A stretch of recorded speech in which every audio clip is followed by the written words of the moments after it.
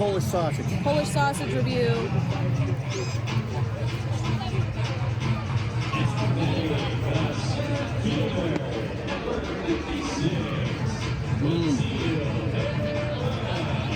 I gotta say something controversial yet brave.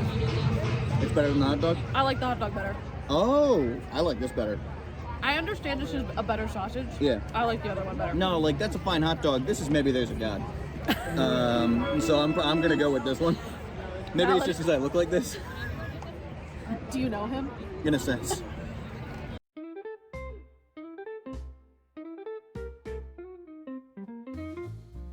Last summer, on our way home to America's Dairyland, we pulled off the highway in Ohio's fourth largest city to check out the world-famous Toledo Mud Hens. The day was sunny and clear, and we could tell this one was going to be special.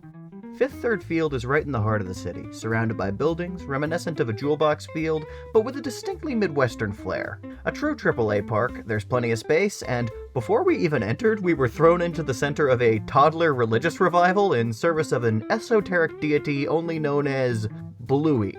As non-devotees, we decided to skip the pilgrimage and head right in.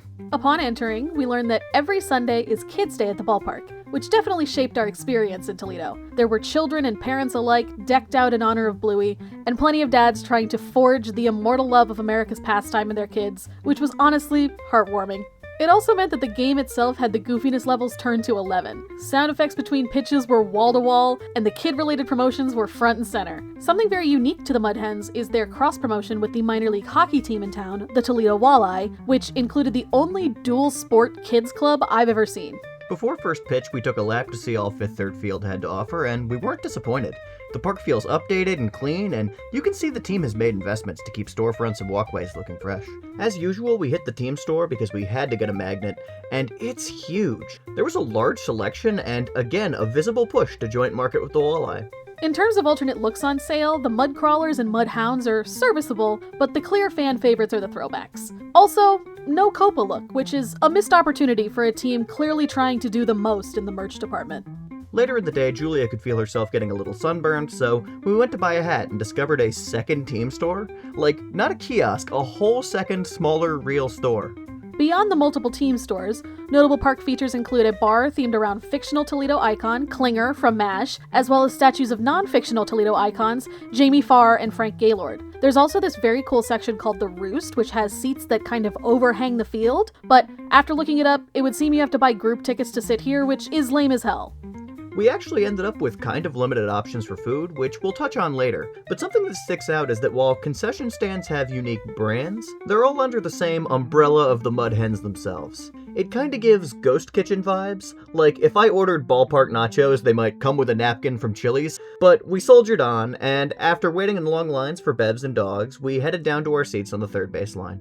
As we watched our old pals, the Indianapolis Indians, take the field, I decided to think about anything other than the poor performance that the Pirates organization was once again about to impose upon the world, and instead looked up the history of Toledo. They're even bad here!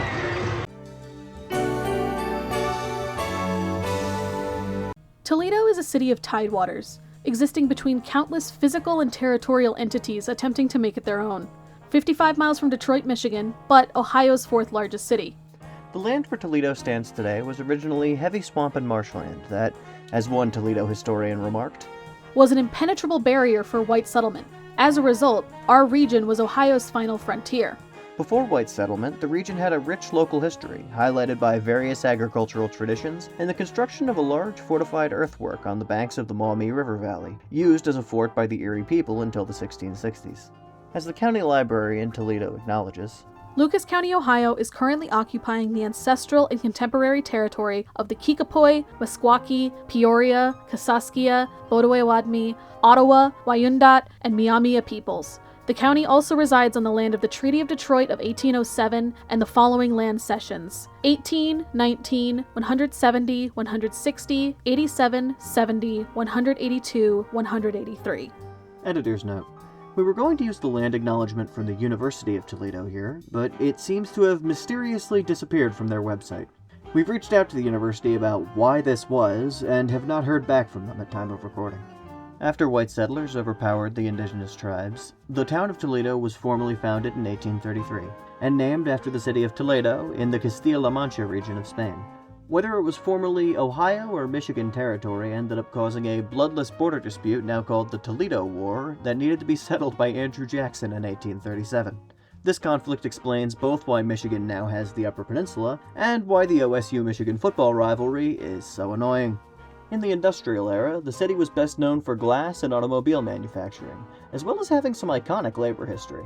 The 1934 battle between striking Auto-Lite plant workers alongside local community members against company security and Ohio National Guardsmen lasted for 5 days and set the stage for the birth of the United Auto Workers. The city also played an important, if understated, role in the histories of radio, defense production, and, of course, minor league sports. There's little information on when the Mud Hens became world famous, but Toledo baseball goes back to the turn of the 20th century. The first baseball team in Toledo was founded in 1883 as the Toledo Blue Stockings, and a handful of teams, coolest among them named the Swamp Angels, played brief stints in the city until the local team became known as the Mudheads sometime around 1902. There are a lot of conflicting sources about when this team officially took the name, so sorry if that's not entirely accurate.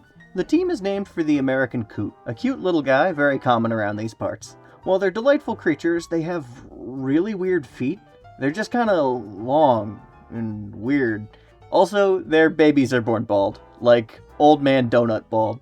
While some might say world famous is poetic license on the team's part, it is a genuinely storied club. They have 7 division titles and 6 league titles to their name. However, the team hasn't won a class-wide title since they joined the AAA tier of minor league baseball in 1965. From 1965 to 2001, they played at Ned Skeldon Stadium, which was demolished in 2023, and today they play at Fifth Third Field, which opened in 2002.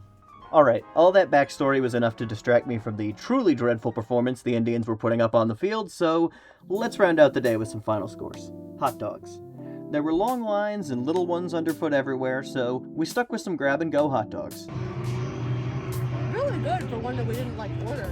Yeah, that's a decent dog.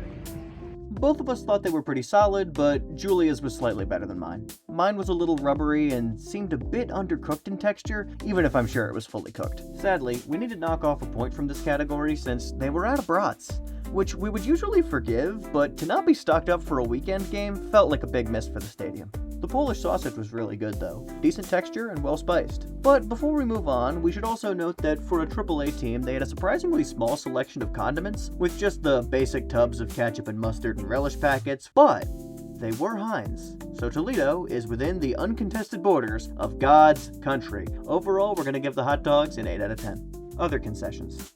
The lines were too long to get much in the way of other concessions, so instead we'll get 21 plus with it for a moment and talk beer. Julia had this really good Modelo cooler that we'd never seen before, and I got a killer local craft beer, which was one of the flagship beers of Inside the Five Brewing. Sadly, like most craft beers, as far as we can tell, this one is non-union made, though if we're wrong, please let us know in the comments. 7 out of 10. Uniforms and merch. The Mud Hens were wearing their throwback jerseys, which fit the old school baseball vibes of Kids Day. Maybe a little plain, but iconic for a reason. We talked about the Mud Hens and the Mud Crawlers earlier in the video, but they also have a very fun jazzy pattern used for 90s Night in June, and in general we'd call the merch quantity over quality. There are multiple sizable merch stores in the stadium, and if you are looking to buy, you'll probably find something, but not anything very unique or super exciting. Overall, we're giving them a 6 out of 10. Gimmicks and promotions. Promotions seem generally limited. There is the aforementioned 90s night, and the Mudcrawler nights are part of a partnership with Jeep, which is headquartered in Toledo, but it seems like they try and let the world-famous Mud Hens speak for themselves. Between Innings Entertainment was pretty standard fare. We saw yet another Salon Chain-sponsored Cape Toss, which was just as odd as all the other times we've seen it. I have no idea who this is for. They also had a good condiment race, which featured real people in costumes and was clearly not pre-planned. Love to see it. Because we were there on a Kids Day, there was a series of challenges meant for kids, like unwrapping a ball of cling wrap to get a prize. One of the kids, by the way, got absolutely robbed on this. We can't show it because we don't want to show kids on this channel, but trust me on this. They also do an ice cream batter, which is a version of the usual beer batter gimmick when the guy with the lowest average in the opposing team's lineup strikes out and one of the sections gets free beer. In our opinion, though, they were wildly stingy with this because it was only one row of fans that got free ice cream when the guy struck out. If you're gonna give away ice cream, come on, you gotta give away some ice cream. Finally, a word about their iconic mascot, Madonna. Diva sighting. Muddy is cool and all, but she should be the primary mascot. She's a hen. The team is the Mud Hens, not the Mud Drakes. 5 out of 10. Quality of baseball. Honestly, pretty bad, but the thing is, that's 0% the Mud Hens' fault. One error aside, they played great. Mud Hens baseball certainly looked world famous on this day as the Indians all but quit on the field in a disgraceful showing by all involved. 9 out of 10. Facilities. They were good, clean, and also offered lactation pods for caregivers with small children. 8 out of 10. Proximity to lodging. Really the best you could ask for. A lot of options in walking distance, and despite getting to see AAA baseball, you can stay in town and still have options that aren't brutally bank-breaking. Plus, the stadium is walking distance from some neat bars, which is, let's call it a blessing and a curse. All I'm at liberty to say is the city of Toledo gave Julia a permanent stanky leg. 5 out of 5 bonus points. Ticket prices. Ours were $19 before fees, which is quite solid for AAA and easily good enough for a 9 out of 10. Stands culture. This is admittedly tricky to judge on a kid's day, but the family vibe really lowered the amount we could hate on the Indians, which is probably good. It was nice to see all the kids enjoying themselves, and folks started to filter out around the 5th inning, likely tired out from paying tribute to the toddler deity before the game, which meant things relaxed as the day went on. 7 out of 10. Labor union ads. The Carpenters local in the area has 3 ads all around the stadium, and as such, we will tack on 2 bonus points. Atmosphere. In terms of a kid-friendly atmosphere, this is the best we've seen it done. There was a playground, giant bobbleheads, gimmicks for all ages, tons of kids club ads, and of course, Bluey. Kids were having a blast, and the caregivers around us still seemed to enjoy the game on the field.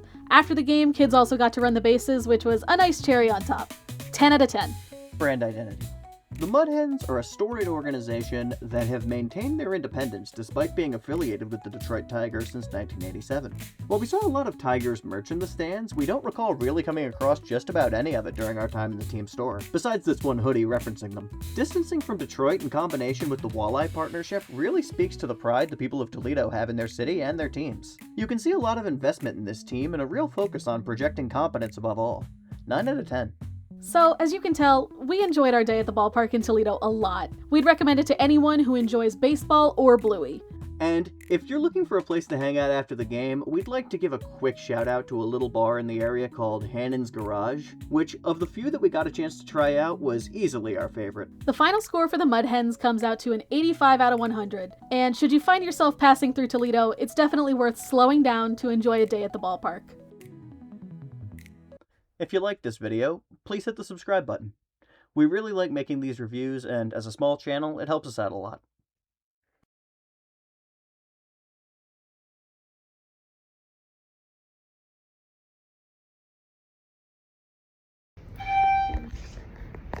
Julia, the way you hit the stanky leg in front of a security guard, and I had to say thank you, and she had to say it's all good. Hello. I knew it was fine.